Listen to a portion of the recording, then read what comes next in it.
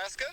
And the reason we're going there is the beetles that we use as founders for our reintroduction at the wilds, we get a few pair from Nebraska, and then we breed them for a couple generations. So they provide the genetic diversity and the stock that allows us to have American burying beetles at the wilds.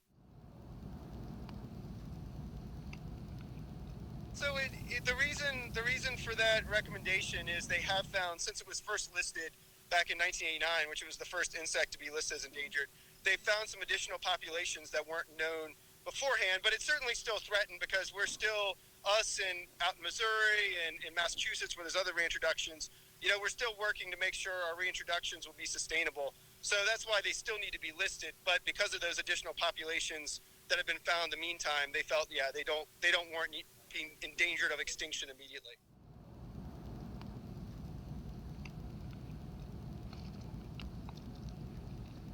I found the first 3 beetles that were overwintered at the wilds. It's hard for me. It's hard to get excited over something like that, but it's necessary. Tell me about. It's hard for a lot of people. Tell me what was going on in your head when you saw them. I couldn't believe it. I looked down and I saw the female. The first one we found was a female, and I saw her sitting in the bucket. And I had to do a double take because I didn't actually believe what I was seeing.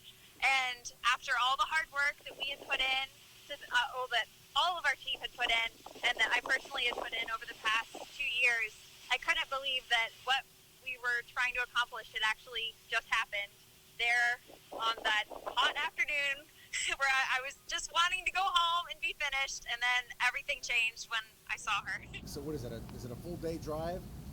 16 hours. Of nothing. Especially once you get past St. Louis. There's nothing. So, no comment. So we're actually going to collect some beetles to bring back to Ohio. So we just collect a few pairs, so we make sure we're not doing any harm to their population. Of course, we don't want to do that. And obviously, it's all permitted through Fish and Wildlife. Right. And so we'll collect a few beetles there. We'll bring them back to Ohio, and they'll end up being the grandparents of some of the beetles that we release next summer. And that increases the genetic diversity of our beetles on site because we're getting a new crop of founders every single year.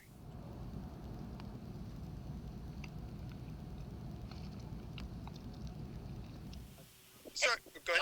I was just going to say, it's very important to our ecosystem. It breaks down animals that are dying, or have died, animals that have died and are decomposing, and it gets those nutrients back into the system. When I was reading a description of it, that they excrete excrete a gooey secretion. I thought. Yeah, it's an antimicrobial substance that slows down the decay, so their larvae have more time to eat it and grow bigger. Oh, that's cool. I didn't know that.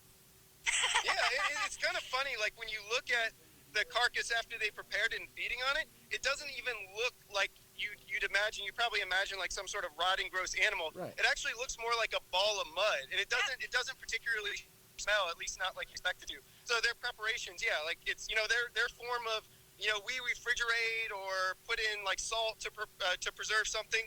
They secrete it themselves to help preserve and feed their young. I love a description on the Fish and Wildlife site. It basically said a mating couple finds a dead animal, buries it, and then they mate. It's romantic, isn't it? I think I'd prefer dinner first. And a movie.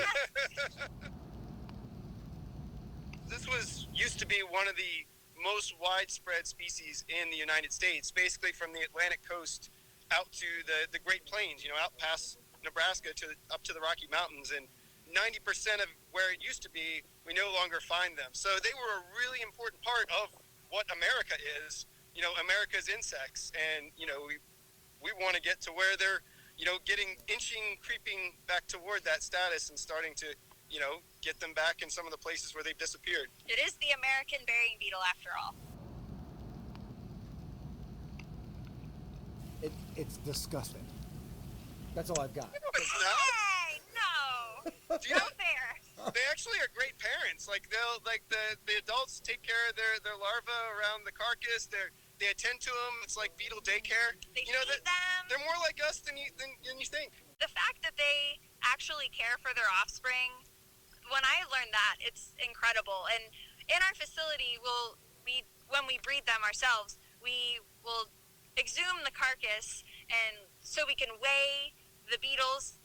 We'll weigh the larvae to see like how many we're expecting, how heavy they are, how likely it is that they will survive. And as I am working with the larvae and trying to get them tallied, the adult beetles will actually try to like guide them away and keep them away from me because they're really awesome parents. It's so cool that most people don't really think about an insect species taking care of their young, and here you have this big, beautiful beetle just taking care of their young, and it's insane. They'll actually make they make a chirping noise, so they rub their wings against the outer shell of their wings. Like their hard wings are called their elytra. Right. So they rub the wings on the inside of their elytra, and it makes like a chirping noise similar to like a cricket or like a grasshopper, and that's a warning call to their offspring that, you know, like, hey, you need to like stay away from this and go down, hide.